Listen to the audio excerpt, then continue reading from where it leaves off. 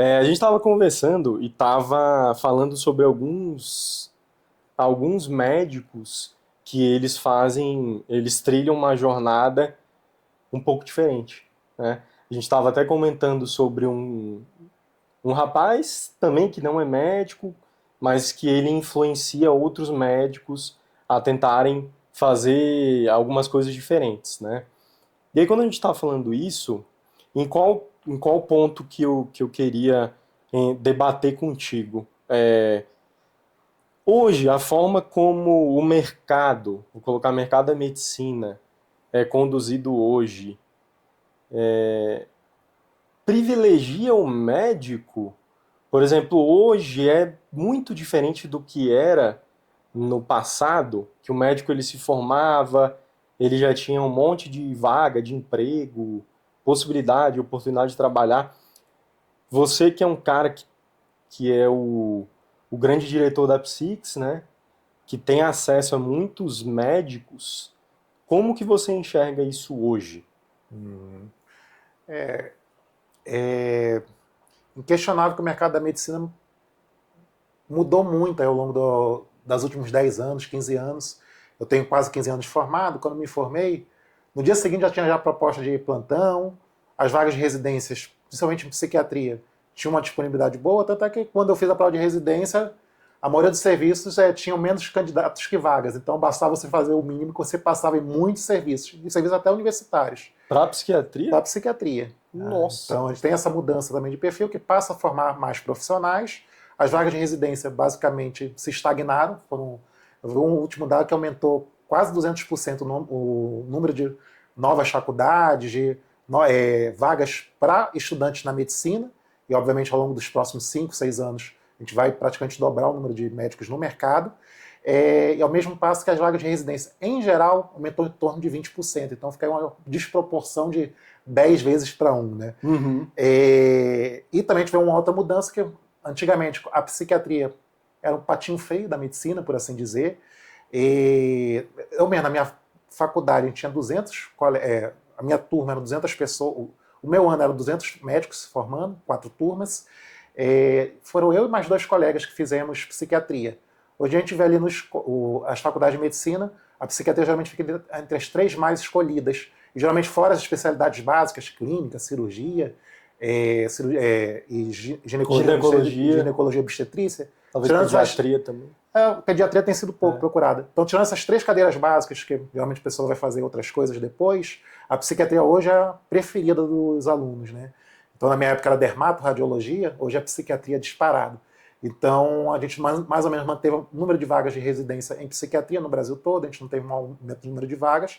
A gente teve, por outro lado, um aumento de procura na psiquiatria, seja por mudanças de mercado, seja por causa, depois da pandemia, que mais pacientes passam a procurar os serviços, uma possibilidade de uma carreira mais estável, com maior rentabilidade, isso atrai olhares, é o que a gente vê hoje. A psiquiatria, em alguns concursos de residência, chega a ser até mesmo a 0,1 em relação ao candidato-vaga, a mais buscada e a mais difícil de se passar.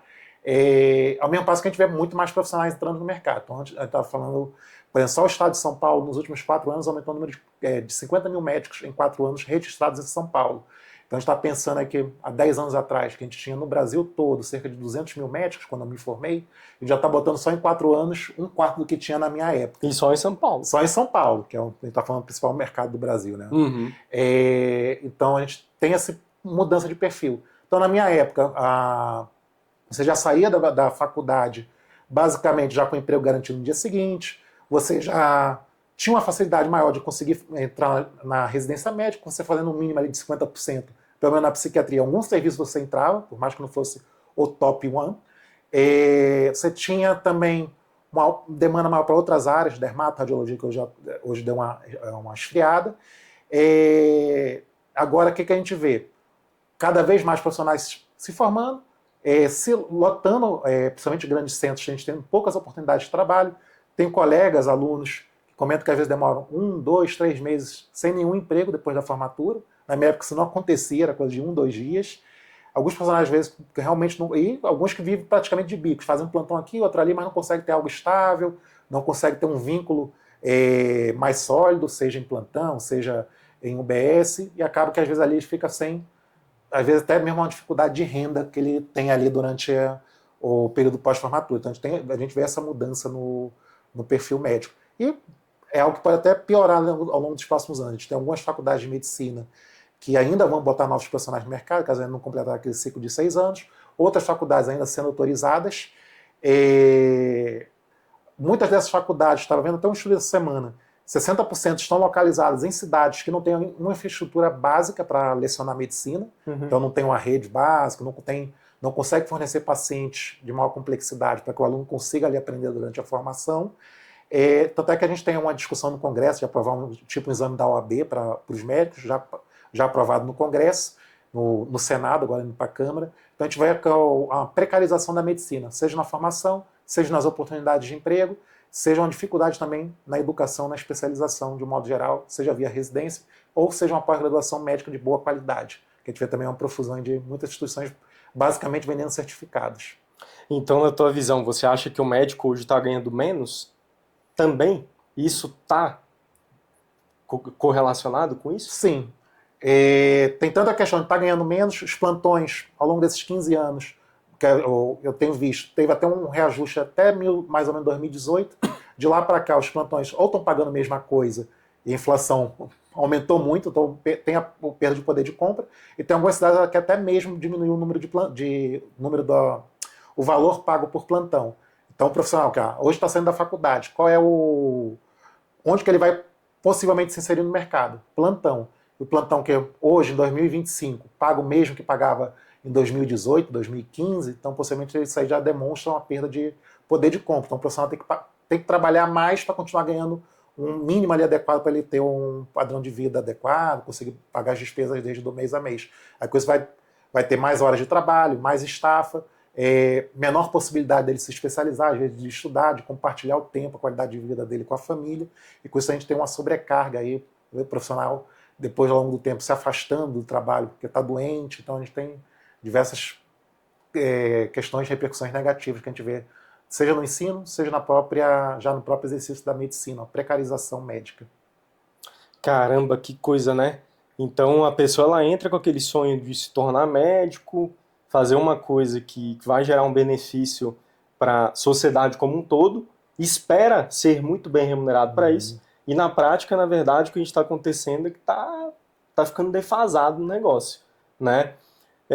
Na tua visão, se você se formasse hoje, né? Você falou que formou há quase 15 anos atrás. Se você acabou de formar, para qual caminho você iria seguir?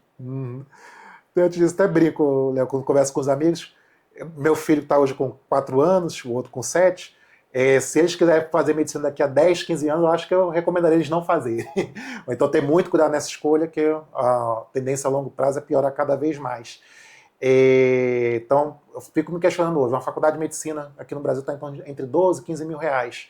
Para o médico conseguir, vamos dizer assim, recuperar esse investimento que ele teve ao longo dos 6 anos, hoje em dia é bem difícil. Ele vai ter que trabalhar aí 80, 90 horas às vezes por semana para conseguir ter uma recuperação, que não é só recuperar, mas ele também conseguir viver ali no dia a dia dele, ter a família dele, ter os bens dele, conseguir construir algum patrimônio. Então, não sei se a longo prazo esse investimento vai se recuperar se continuar do jeito que está. Pelo menos não com formação básica, né? Não você... na minha época, o médico, às vezes, não precisa nem se especializar para ter um bom rendimento, uma boa qualidade de vida, bons ganhos. Hoje em dia, é obrigatório praticamente você ter uma especialização para conseguir melhorar a qualidade de vida, melhorar os proventos. Aí, tendo isso em mente, eu pensei, hoje eu saindo da faculdade, especialidades médicas que estejam mais em evidência, que a gente vê que a longo prazo não são especialidades da moda, que são especialidades mais estáveis, que ainda tem um potencial de crescimento, seja até mesmo em grandes cidades, grandes polos, e no interior, médias cidades. E não querendo puxar sardinha aqui para o nosso lado, eu vejo a psiquiatria realmente com esse potencial. A gente ainda tem poucos psiquiatras no mercado, a gente tem ainda que até mesmo quando a gente pega assim, na minha época, né, 15 anos atrás, a gente tinha uma enxurrada de dermatologistas entrando no mercado, enxurrada de radiologistas entrando no mercado, anestesistas e poucos médicos. Então o que a gente vai ver é que os psiquiatras atualmente, a gente tem poucos psiquiatras mais antigos ainda da minha época, e a gente acaba que, para conseguir ter um número adequado de profissionais para o que a sociedade demanda, ainda tem que formar mais psiquiatras ainda, que a gente tem poucos psiquiatras, vamos dizer assim, da leva pré-pandemia.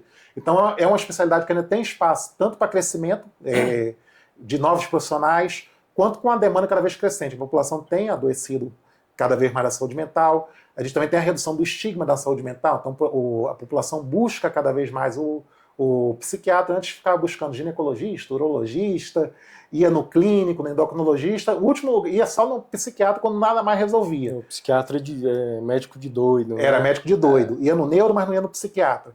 Então, acabava quando já chegava no psiquiatra, ou eram os casos muito complexos, ou que ninguém deu mais conta, acabou sendo encaminhado. Hoje em dia não, a gente já vê aquele perfil que o paciente não procura mais ninguém, a primeira procura é no psiquiatra. Então acaba que isso também aumenta a demanda na psiquiatria. Então você continuaria escolhendo a psiquiatria, pelo que eu entendi, né? Mas se você fosse escolher, você iria fazer residência ou pós-graduação? Uhum. Quando eu escolhi a psiquiatria lá em 2011, não escolhi porque na época não era questão de mercado, era que realmente foi a que eu mais gostei na faculdade, junto com dermatologia. Se eu fosse ver questão de mercado no passado, talvez não teria escolhido a psiquiatria, mas hoje em dia, que a gente une o que gostou na faculdade, a gente também vê nas cadeiras de faculdade a psiquiatria sendo mais bem ensinada, sendo mais aprofundada. Então isso tende a aumentar ali a aptidão, a afinidade do aluno com a psiquiatria, isso também já melhora por um lado, e a gente vê muito mais oportunidade de mercado hoje na psiquiatria. Então, se eu fosse escolher hoje, escolheria sim a psiquiatria, manteria a escolha, que eu vejo aí com grandes oportunidades de crescimento, a gente tem uma concorrência baixa entre os médicos, comparando outras especialidades médicas. A gente tem a vantagem que a psiquiatria, por exemplo, a dermatologia, a gente vai ter hoje fazendo procedimento estético, biomédico, enfermeiro, botando preenchimento, fazendo harmonização facial das pessoas, odonto. Né? Agora, com a psiquiatria, ninguém se mete. Então, claro, tem um psicólogo que faz uma abordagem de psicoterapia, mas ninguém mais vai prescrever, até mesmo que não tenha habilitação legal. Então, o psiquiatra tem ainda essa reserva de mercado, que deve se manter, obviamente, e fora também tem a vantagem, até dentro da própria medicina, poucas outras especialidades gostam ali de prescrever pacientes com sintomas psiquiátricos, então também tem essa reserva que, em geral, é uma especialidade mais fácil do próprio colega encaminhar e também mais fácil do paciente não procurar outros profissionais de saúde, que ele também não tem alternativa. Então, a gente tem essa vantagem aqui da psiquiatria. Em relação à escolha, uma residência ou pós-graduação, claro, a gente sabe que a residência médica tem o seu espaço, a gente sabe que tem residências médicas de excelente qualidade, fiz o ESG, o FRJ, depois no R4, a gente vai ter serviços da USP, Unicamp, que são serviços de qualidade indiscutível, são polos de formação, polos de pesquisa. Agora a gente sabe que essa não é a realidade do Brasil no serviço de residência, né? Então a gente vai ter ali bons serviços de residência Rio, São Paulo, Rio Grande do Sul, Minas Gerais. Agora o restante do Brasil, 80% dos serviços de residência médicos sequer vão estar vinculados à universidade, vão estar vinculados a prefeituras, ao governo do estado. A gente sabe que muitos desses serviços são o que a gente chama, né, pura tocação de serviço. Ou seja, o aluno chega lá, não tem um preceptor, não tem um professor para ensiná-lo a parte teórica, ele não vai estudar psiquiatria clínica, não vai estudar psicopatologia, não vai estudar psicofarmacologia, ele vai ter que se virar lá com os livros, ele vai ter que atender um paciente, às vezes, sem nem ter com quem discutir o caso, ele vai aprender, às vezes ele tem até um aprendizado errado, porque ele não tem ali para quem quem supervisioná-lo. Acaba que a única vantagem talvez seja ter o RQE automático, mas fora isso, muitas vezes que eu vejo que o profissional de uma pós-graduação séria, ele tem uma formação melhor do que muitos desses serviços de residência médica, que às vezes não tem nenhum profissional ali para orientar, para preceptar, fazer a precepção e a preceptoria e ensinar ali o aluno. Então, comparando, que é a realidade do Brasil, que a gente vê assim, cada vez mais concorrência nas vagas de residência médica em psiquiatria. As vagas de residência médica em psiquiatria não vão aumentar, quando aumentam é justamente nesse serviço de pouca qualidade. Entre eu escolher um serviço que é pura tocação de serviço, que você não vai ter aprendizado, uma pós-graduação séria, sólida, que consiga ali te ensinar bem, tem professores presentes, professores que dominam o conteúdo, professores que estão disponíveis para supervisionar o seu caso, eu pensaria seriamente mais em fazer uma pós-graduação sólida, reconhecida, do que fazer que você não está nem fazendo, você simplesmente está jogado ali no SUS, naquele serviço de residência médica. Então, Você está ali só para atender políticas de governo, conseguir atender minimamente a população, que para o governo é mais barato pagar uma bolsa de residência média de R$ 4.000 do que estar fazendo concurso para selecionar um profissional já especialista. Que vai poder treinar esse bolsista, né? Exatamente. Que não é treinado na maioria dos casos, que nem você falou, né? E um outro ponto também é a questão do tempo, né? Na residência vai ficar 2 ou 3 anos, 3 né? anos. E na pós-graduação e disponibilidade quase full time, ali naquilo, né? Então a pessoa já passou 6 anos na faculdade de medicina, que é um curso extremamente volumoso, cansativo, né? Estressante também, né? É o que eu vejo. E depois ainda ele vai ter que continuar essa trajetória, né? Um pouco menos pesada, e ainda não vai estar conseguindo nem pagar direito, às vezes, um FIES dele, porque tem que pagar o FIES, que nem você falou, e tem que pagar o custo de vida que está aumentando por causa da inflação, por causa de outra coisa, né? É E aí o cara, bicho, tá estudando há 6 anos, 7, 8, 9 anos, e ainda não conseguiu ter uma qualidade de vida boa, né? Tanto financeiramente quanto pessoalmente também, porque ela trabalha demais, né? E ela se dedica demais naquilo. E aí, em contrapartida, a pós-graduação, ela tem uma carga horária menor, né? E a pessoa, então, ela pode começar a faturar ou a atender em outras coisas à medida que ela vai se especializando naquela temática, naquela área, estudando mais, né? Então, assim, pelo que eu estou entendendo, você iria para bem possível que você iria para uma pós-graduação. Sim. De referência. Ainda mais hoje, com a idade que eu tenho, né? Que até quando você estava falando aqui, eu me lembrei. A bolsa de residência médica na minha época era uns R$ 2.500, um pouquinho menos que 3.000. Uma faculdade de medicina particular na época era 1.500, 1.800. Então a bolsa de residência minimamente ainda sobrava em relação à recuperação de investimento, digamos assim, em relação à faculdade. Hoje a bolsa de residência está R$ 4.000, então não aumentou muito em relação a 15 anos, né? E enquanto isso, agora, por outro lado, a faculdade de medicina pulou de menos de 2.000 para quase R$ 15.000 algumas instituições. Então hoje uma bolsa de residência médica paga 3 a 4 vezes menos do que uma mensalidade de faculdade de medicina.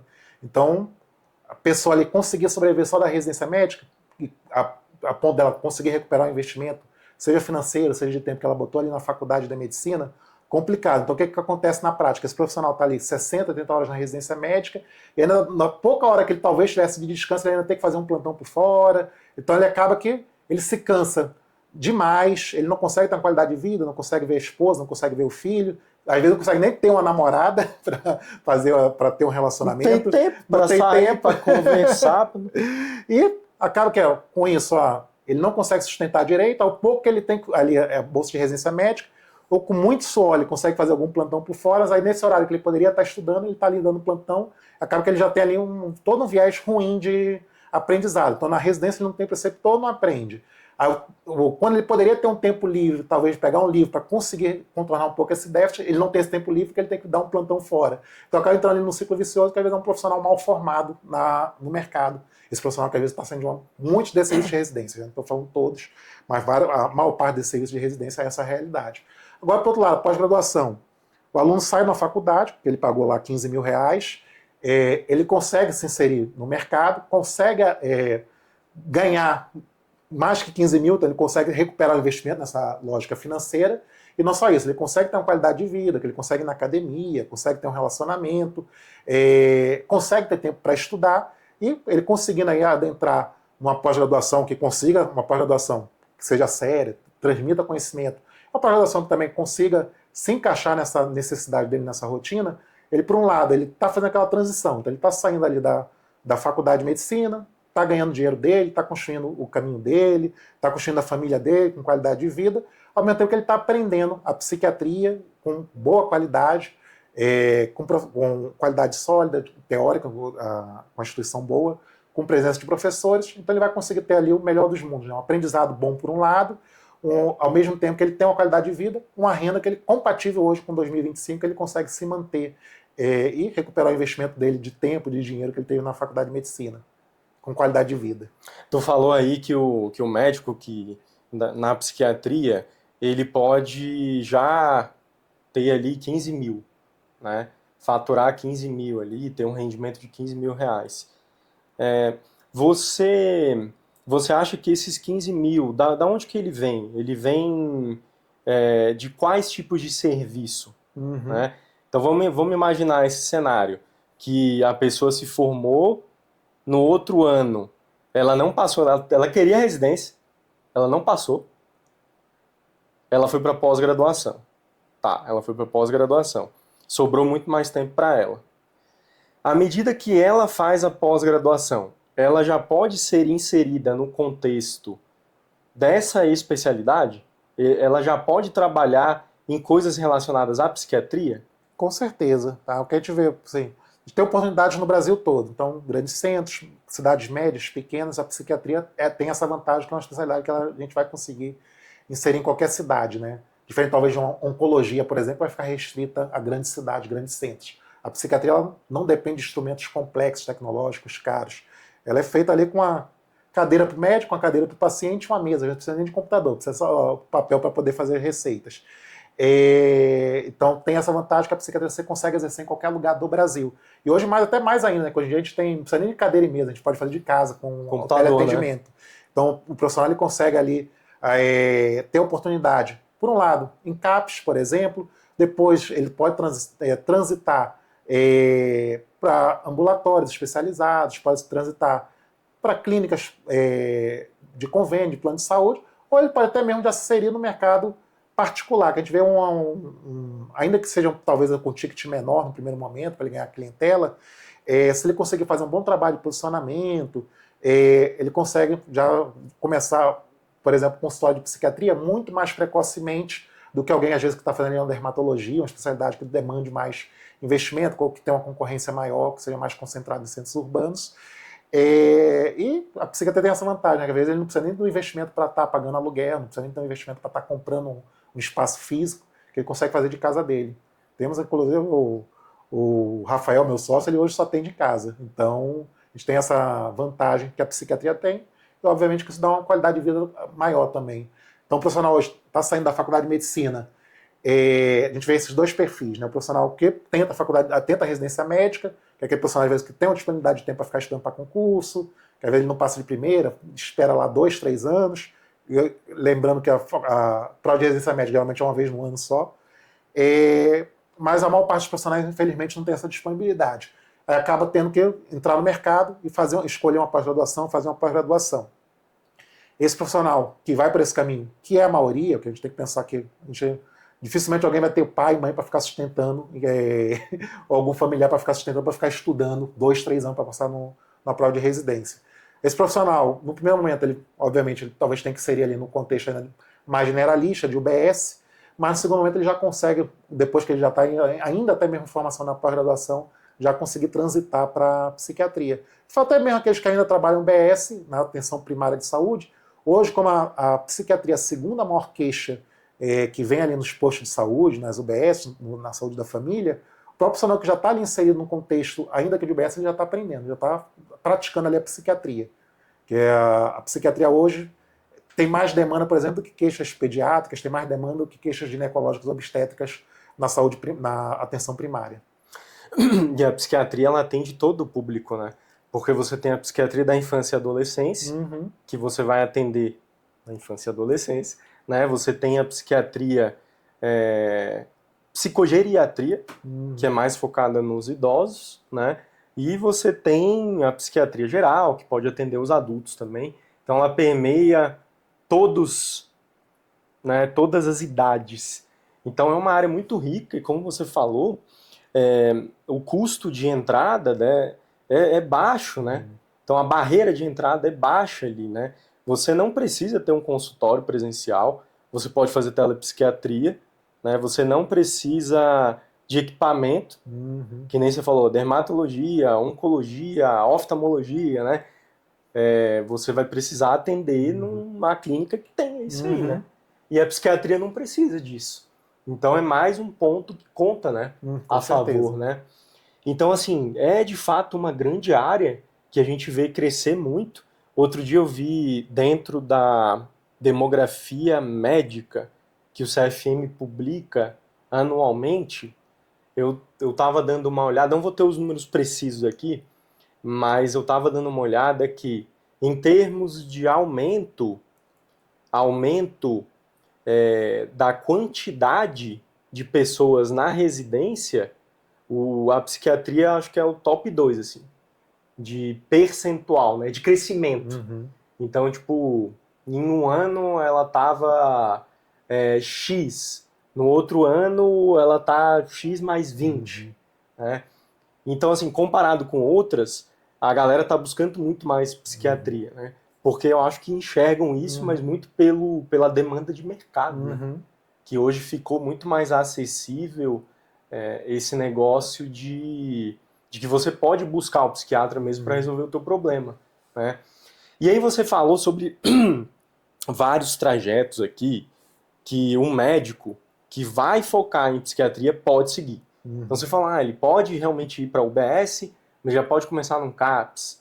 Ou ele pode, depois disso, o que ele faz? Ele pode ter uma experiência em clínica. Pode ser clínica de convênio, clínica particular, beleza. E depois? Ele pode começar a fazer consulta particular.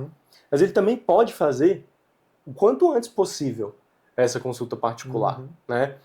Então, assim, uma outra coisa interessante para nós aqui é que dentro da psiquiatria e na área da medicina, a gente também tem o lado do empreendedorismo, né? E a gente vê poucos médicos empreendendo também, né? E você, inclusive, é uma boa pessoa para falar sobre isso, né? Hoje existem várias coisas que podem ser melhoradas dentro da área da medicina. Hoje a gente tem IA, né? E como é que você enxerga, por exemplo, a psiquiatria se encaixando dentro do empreendedorismo, né? Perfeito. Dentro disso, e também queria que você falasse um pouco sobre outras perspectivas dentro da psiquiatria. Então a gente falou sobre a grande diversidade de público, mas tem outras áreas. Tem psiquiatria intervencionista, tem psiquiatria forense. Então você consegue trabalhar em várias áreas, né? Dentro da psiquiatria. Então é uma área muito rica, né? Não, com certeza. Quando você estava falando da especialização, né? Oftalmologia, acho que foi um ótimo exemplo. E dermato também sai por aí. Eu estou fazendo hoje uma pós-graduação em dermatologia, oftalmologia, para eu conseguir montar meu próprio consultório particular, vou ter que gastar 500 mil, 1 milhão em equipamento no oftalmo, na dermatologia. Ou seja, vou ter uma barreira de entrada muito grande, que possivelmente esse profissional vai ficar anos trabalhando para os outros para conseguir, de fato, juntar um capital para conseguir montar a própria clínica. Já na psiquiatria, o investimento é muito baixo, então, às vezes, não precisa nem praticamente um investimento ali de estrutura física, como a gente comentou. Então, a gente tem essa vantagem. Para você conseguir empreender na psiquiatria, você consegue, não vai ter essa barreira de recursos que teria, por exemplo, em alguma outra especialidade de maior complexidade tecnológica. Então, a gente vê ali uma oportunidade muito grande para o profissional ainda está fazendo a pós-graduação, já ter o consultório dele montado. Diferente de outras especializações que às vezes o profissional está com 5, 10 anos no mercado e não consegue ter recurso para montar o próprio consultório. Então a gente vê muito essa vantagem na psiquiatria. A gente vê a psiquiatria com essa possibilidade de qualidade de vida. O profissional conseguir uma independência financeira mais rapidamente.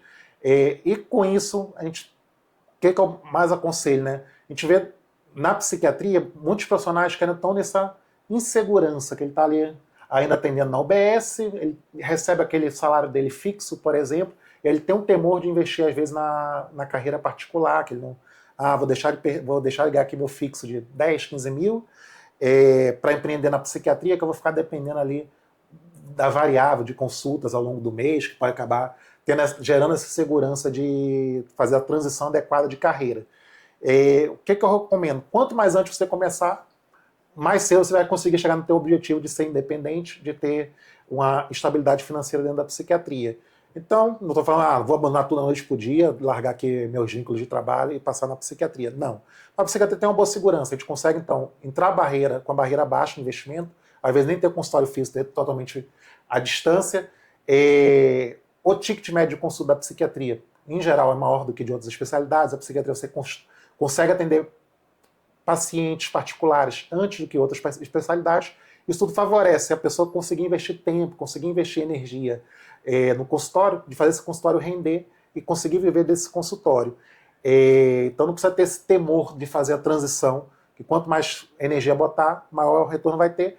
Também tem que ter essa visão, onde vou investir para conseguir ter esse retorno. Então, claro, indicação de paciente é a melhor captação que a gente vai ter. É captação barata, mas é uma captação que vai demorar para existir, né? Então você tem que saber acelerar essa captação. Ali você vai saber falar melhor que eu, né? Mas saber como investir num tráfego pago, como às vezes nem precisa nem pagar, né? Só como já posicionar melhor ali o Instagram, o Google Meu Negócio, ele já vai ter ali retornos. E a médio prazo, esse profissional conseguiu sair de uma atuação mais generalista ou de uma atuação que está ali trabalhando para os outros e conseguiu empreender e já está vivendo por conta própria, digamos assim, né? Já está ali com a clínica dele particular, estabelecida. Ele ainda tem oportunidades diversas na psiquiatria de se aprofundar e atuar em áreas mais específicas, que ele tenha talvez maior afinidade e também consegue ter um retorno ainda melhor.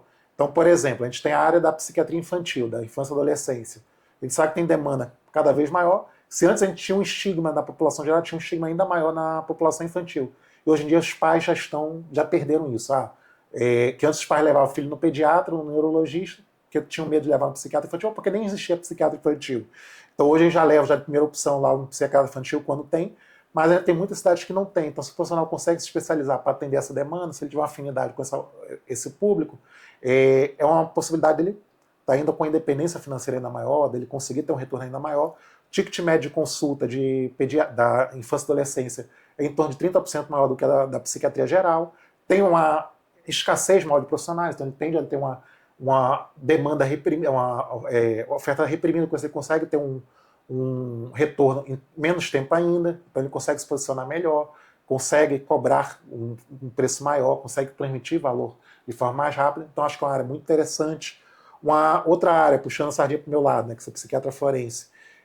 A psiquiatria forense, a atuação em perícias médicas em psiquiatria, também é uma área que a gente vê com muita carência. A gente teve nos últimos anos a maior formação de profissionais que procura ali as perícias médicas gerais. Por mais que tenham tido mais médicos cadastrados no banco de peritos, muitos desses médicos até às vezes estão preparados para ter uma perícia de ortopedia, de cardiologia, uma perícia mais geral, mas eles não estão preparados para ter uma perícia de psiquiatria. Também é muito. A gente tem poucas instituições de fato lecionando psiquiatria forense, a gente tem muitas instituições lecionando perícias gerais, e as instituições que lecionam perícias gerais, a gente já duvida da qualidade de algumas. E até mesmo aquelas que têm boa qualidade, quando a gente pega o programa, é um programa de um mês só de psiquiatria, e olhe lá. E a gente vê que hoje a principal demanda em muitos tribunais, em muitas esferas, é justamente a psiquiatria.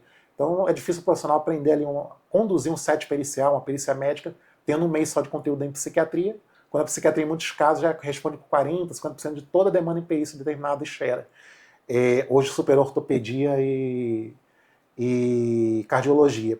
Então, o profissional consegue se capacitar bem ali para a área de perícias, que pode ser até um profissional que às vezes não fez nem psiquiatria, ele já vem da formação de perícias médicas geral, mas ele se especializa ali na perícias médicas em psiquiatria, psiquiatria forense. Ou um profissional que já atua na psiquiatria e passa a atuar também nessa área, é um profissional que está abrindo aí um leque de opções. Então, a gente vê uma perícia médica, ela paga, quando a gente bota ali, e olha que estou falando de tabela de tribunal, ou seja, aquele caso mais barato, né?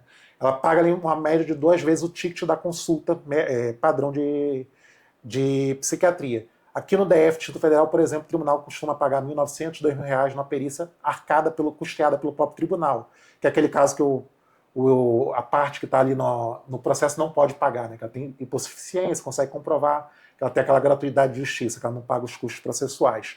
E isso é a minoria das perícias que eu faço. Então, a maioria, a gente cobra o preço que quiser. Claro, dentro de uma realidade, né? Mas você cobra muito mais que isso. Então, a gente tem ali, às vezes, um ticket médio em uma perícia 10, 15 vezes maior que o ticket médio de uma consulta.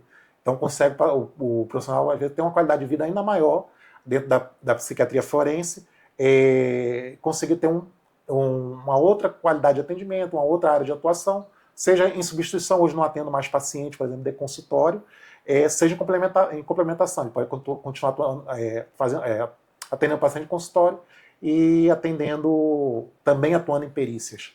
Então, é um mercado com muita oportunidade. E outra oportunidade que eu vejo também é a psiquiatria intervencionista. que é uma grande oportunidade, né? Psiquiatria intervencionista. Hoje a gente tem poucos serviços no Brasil que tem equipamentos para psiquiatria intervencionista, que tem MTs, a estimulação magnética transcraniana, eletroconvulsoterapia menos ainda, cetamina. Então, mesmo nas grandes cidades, a gente tem carência desses serviços. Então, os profissionais que conseguem se especializar nessa área conseguem, às vezes, um protocolo para o paciente cobrar 30, 40 mil reais. Então, por exemplo, na endocrinologia tem aqueles protocolos de soro, de injetáveis. Aqui na psiquiatria a gente tem nossos injetáveis, a cetamina, tem os protocolos de ECT, de AMT, que rendem tanto aí quanto esses protocolos da nutrologia, por exemplo. Então é uma área com muitas oportunidades também que a gente vê aqui na psiquiatria. Fora que também a gente tem os demais nichos que são muito mal atendidos, as dependências químico-comportamentais, que a gente tem poucos profissionais realmente capacitados, aquele profissional que se diferencia na formação e no posicionamento de mercado, ele vai cobrar um ticket maior do que uma consulta de psiquiatria geral. A psicoterapia também, mesmo pensamento que a gente tem, claro, tem a concorrência nessa área especificamente. A gente vai ter a concorrência dos psicólogos, que obviamente, em geral, vão cobrar um ticket menor que o médico, mais difícil de competir, mas aquele médico psiquiatra que também tem uma formação em psicoterapia, ele consegue, além de fornecer o serviço de atendimento normal, ele consegue fornecer o serviço de atendimento em psicoterapia, que costuma ser um paciente semanal, então você vai ter ali aquele paciente gerando uma renda ao longo do tempo maior do que um paciente que só vai uma vez no mês para atendimento clínico. Então a gente tem essa perspectiva muito boa. E a psicogeriatria também, com o envelhecimento da população, a gente também tem essa possibilidade de atuação. Poucos profissionais também capacitados para atender especificamente na psiquiatria geriátrica. A gente tem os geriatras clínicos excelentes, mas os geriatras clínicos às vezes não sabem atender bem psiquiatria, como acontece às vezes com um bom clínico geral. Então tem essa grande oportunidade com a psicogeriatria também. Então todas essas áreas de atuação, a gente, cada um com a especificidade, cada um dando um retorno acima da média aí em relação à psiquiatria geral. E aí o profissional ele pode escolher aquela que ele tem maior afinidade. Né? Vai ter profissional que não vai gostar de dependência, mas vai gostar de psicoterapia. Tem aquele profissional que não vai gostar da psiquiatria infantil, mas vai gostar de forense. Tem aquele profissional que vai ter pavor de trabalhar para a justiça, fazer uma psiquiatria forense, mas vai gostar de um intervencionista, por exemplo. Então a gente vai adequando diferentes tipos de profissionais, mas a oportunidade a gente tem diversas. É uma área muito rica em áreas de atuação. Sensacional. Bom, a psiquiatria é uma área muito rica mesmo, né? E você consegue, cara, trabalhar onde você se encaixa melhor, né? Uhum. Então, eu não quero clinicar tanto. Eu vou para uma forense, ou eu vou para alguma outra, né? Para um concurso, né? A gente nem falou de concurso, mas também tem essa possibilidade, né? Agora falando um pouco sobre o atendimento particular, né?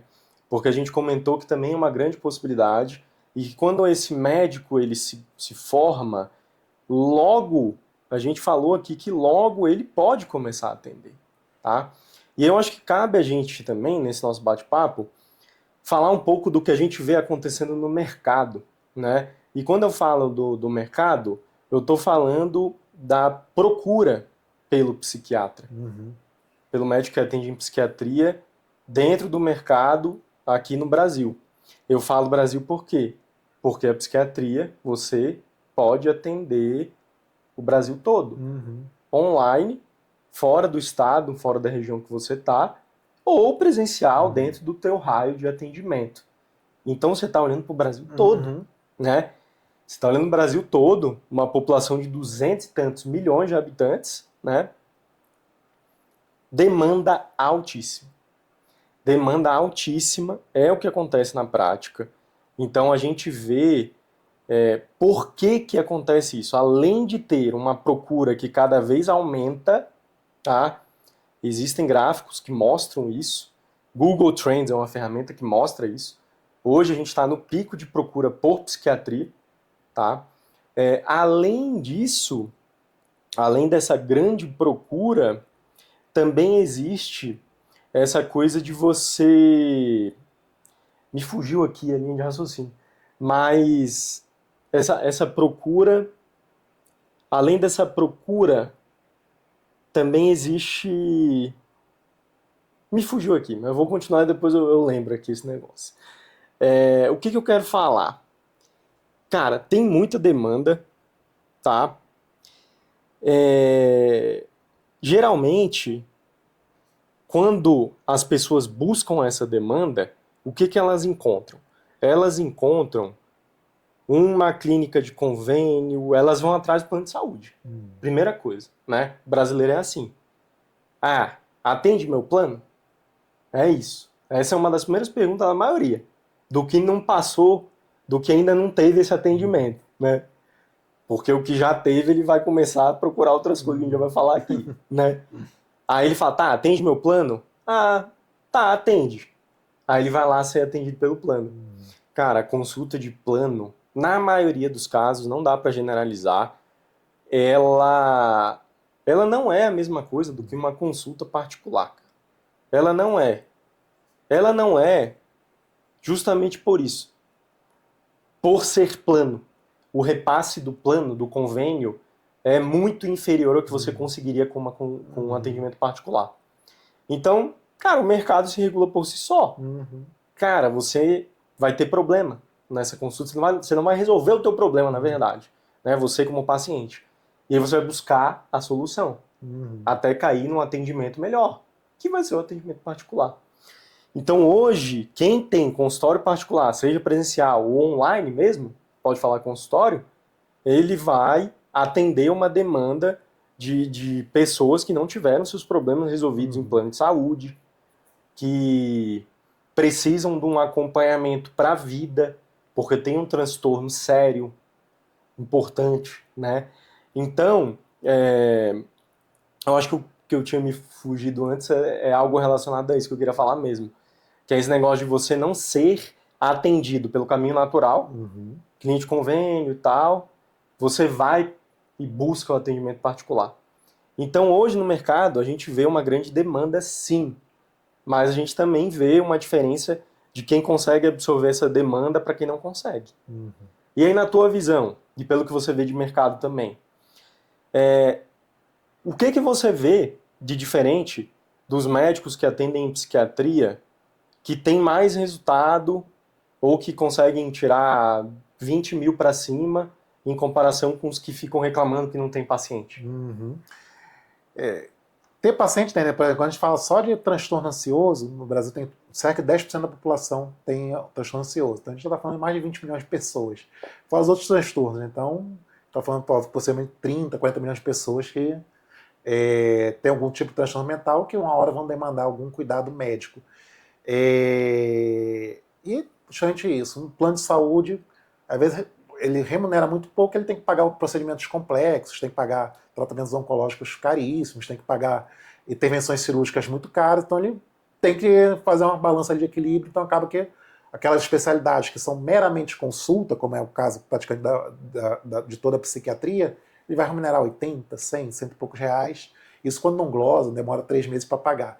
E ainda vai ter isso, né? O profissional, então, para conseguir ter um rendimento mínimo, que ele não vai ter como compensar no procedimento cirúrgico, ele vai ter que ter ali o paciente 10, 15 minutos para fazer volume e ter um rendimento minimamente decente com o plano de saúde. E, obviamente, dificilmente alguém vai conseguir ter um bom cuidado em psiquiatria com 5, 10, 15 minutos de consulta.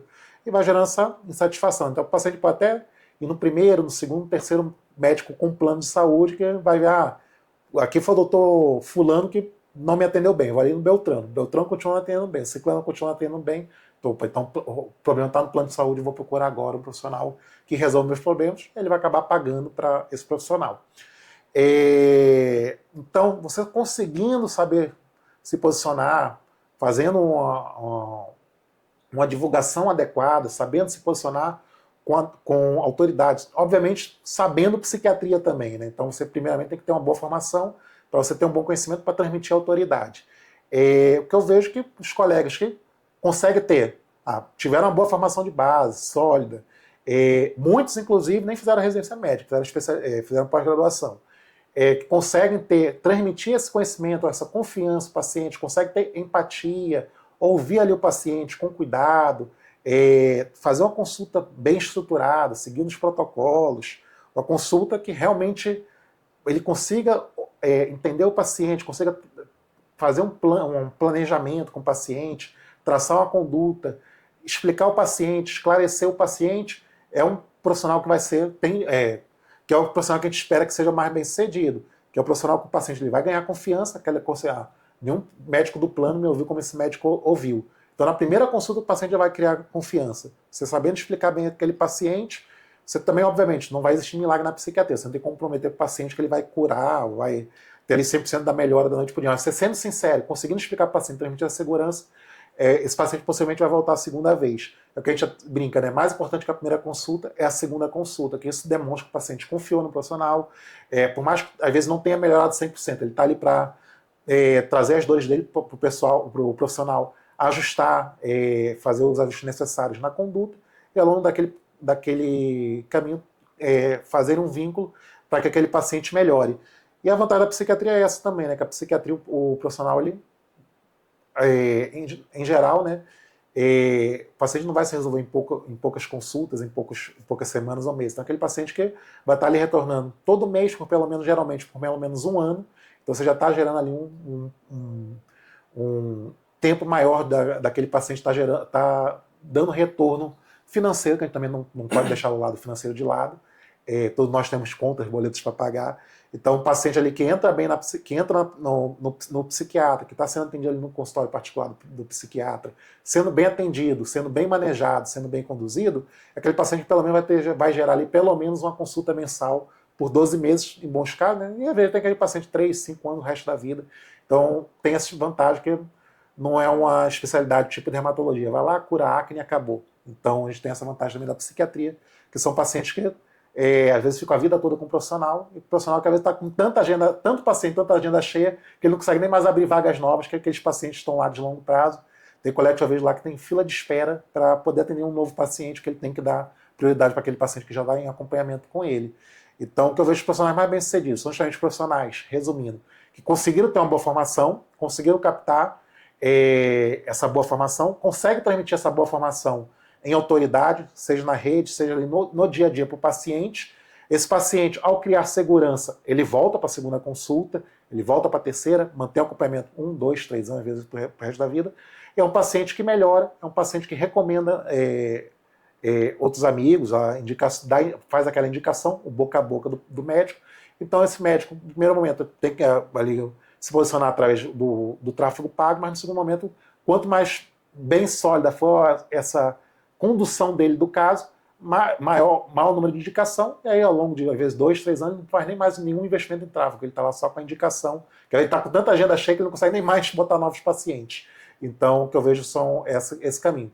Ganhar autoridade teórica, né, ele ter a consolidação teórica, fazer com isso, ele ter uma boa autoridade no setting clínico, ele conseguir fazer uma boa consulta clínica, ter uma autoridade ali que ele demonstre para o público, no tráfego pago, num bom posicionamento de Google, e depois, ao longo do tempo, juntando o resultado desses posicionamentos iniciais, que vai ser o paciente captado, em cima desses pacientes ele conseguir uma nova rede de indicações que acaba sustentando todo o modelo dele.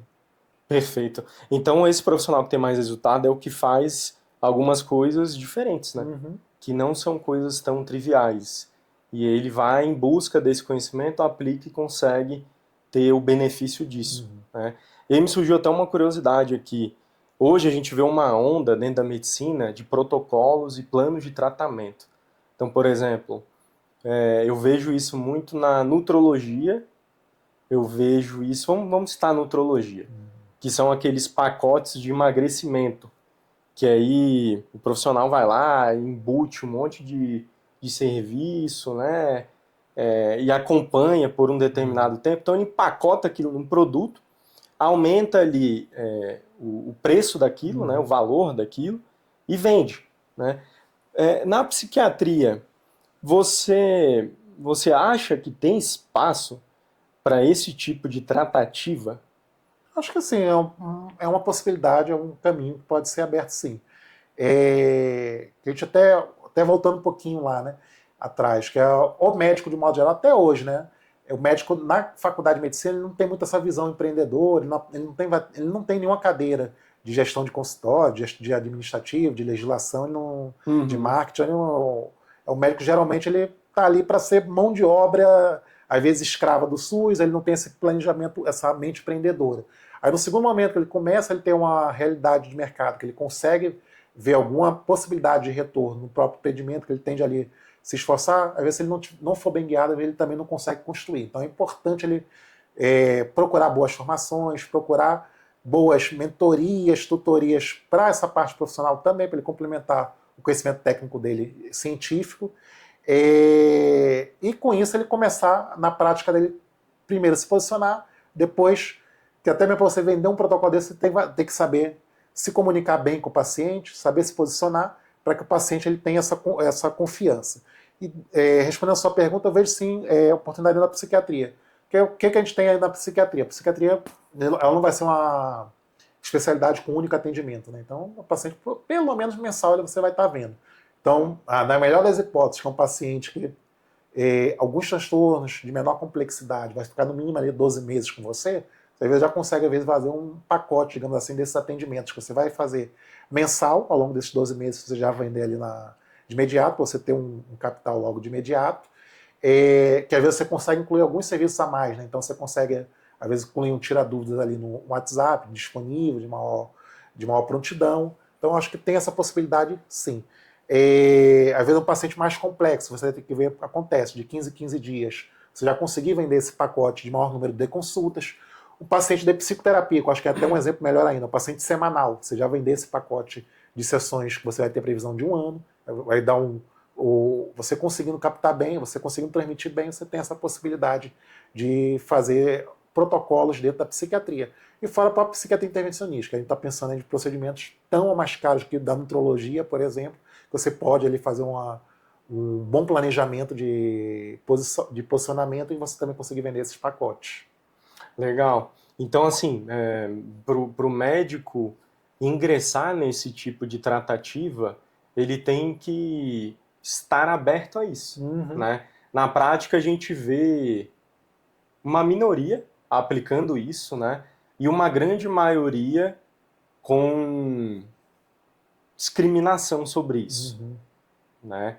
Então, a gente vê que alguns médicos não se veem fazendo isso, né? E aí é uma discussão talvez mais moral, né? Uma discussão mais do que cada um enxerga como ético, mas eu acho que também é possível você fazer isso. Claro, você não vai empurrar um pacote, um plano de tratamento que não é o adequado para a realidade daquele paciente, mas você pode ter alguns modelos, né? Alguns modelos que você consegue encaixar em alguns tratamentos, né?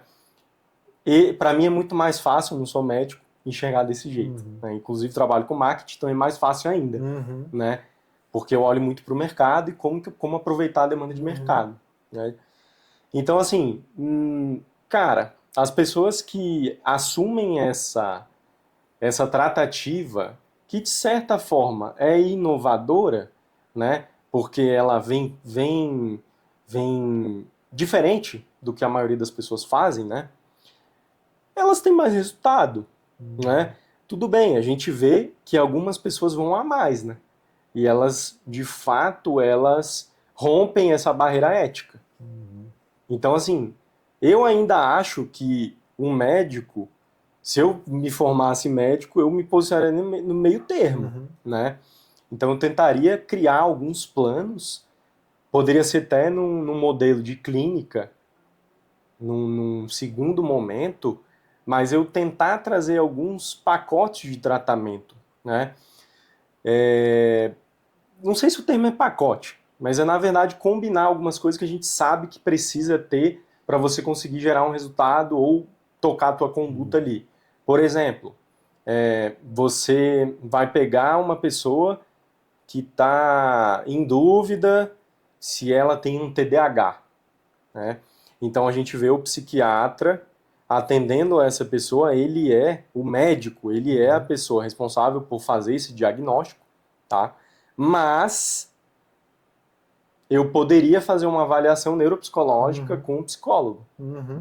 Tá, eu não poderia criar uma solução que envolve a minha consulta, eu fazer o gerenciamento, a contratação desse neuropsicólogo, ele vai lá, o meu paciente vai até esse neuropsicólogo, recebe todo o atendimento e volta para mim, né? Eu não conseguiria colocar isso dentro do meu combo? Eu não acho isso antiético. Né? Se a pessoa precisa e ela está investigando e os testes neuropsicológicos vão me ajudar a reforçar o meu diagnóstico, cara, talvez até quem não faça está perdendo a oportunidade. de fazer, né? Então esse é um exemplo que envolve aí a parte de neurodivergência, né? TEA, TDAH, e esse é um exemplo. Qual outro exemplo que a gente poderia dar aqui? O da psicoterapia, que você falou, é um outro exemplo da psicoterapia. E no mercado a gente vê a galera viajando muito mais, pô. Então a gente vê a galera trabalhando ali a base, né, da pessoa, que é a nutrição, regular ali a nutrição da pessoa. Então a gente vê link também com emagrecimento, com sono, né? Pô, sono é uma coisa que às vezes você vai ter que investigar a fundo, né? Você pode ter uma parceria com um neurologista. Você pode ter. Você pode ter ou dentro da tua equipe, tá? Se os teus casos permeiam muito esse tipo de problema, que a pessoa tem que regular o sono dela para continuar o tratamento, por que não incluir isso no teu protocolo, né? Esse é um exemplo. Então, assim, legal que você respondeu isso, e eu acho que as pessoas que não aproveitam essa sinergia, cara, elas estão um pouco limitadas. Porque uma ou outra coisa daria para fazer. Parceria com psicólogo, né? Às vezes você vai ter que trocar a bola ali com o psicólogo para você tratar melhor o teu paciente. Você já vai colocar a tua hora naquilo, né? E você vai acabar indicando um bom psicólogo, né? Então você... Exatamente. Às vezes o paciente fica aí no mercado, acaba pegando às vezes um psicólogo de qualidade duvidosa, que não dá resultado, então pelo menos você poderia colocar num pacote ali alinhado com o psicólogo, um bom profissional que você sabe que vai realmente contribuir e auxiliar, né? Tem psicólogo que até atrapalha mais o tratamento que ajuda, mas a gente sabe que o profissional bom na psicologia, e a gente sabe que nem todo médico vai querer fazer a psicoterapia, então ter essa afinidade com um bom psicólogo, colocar ali dentro do protocolo de tratamento, isso vai trazer muitos bons resultados para o paciente vai ter então uma percepção de valor melhor, com isso também ele vai confiar mais naquele médico e enxergar aquele valor daquele pacote e aceitar aquele pagamento. E melhorar mais rápido, né? Melhorar mais rápido. Porque aí a combinação da psicoterapia com a intervenção medicamentosa do psiquiatra, ela vai gerar mais resultado mais rápido.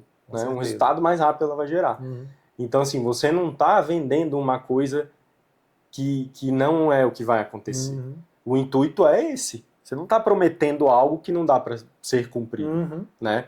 Então, assim, eu acho que o médico, ele tem que se enxergar mesmo. O médico é um autônomo. O médico é um autônomo. Se a gente for ver, não entendo em detalhes, mas tipo, legislação e tal. É justo o médico estar trabalhando em 5 empregos e não conseguir dormir direito?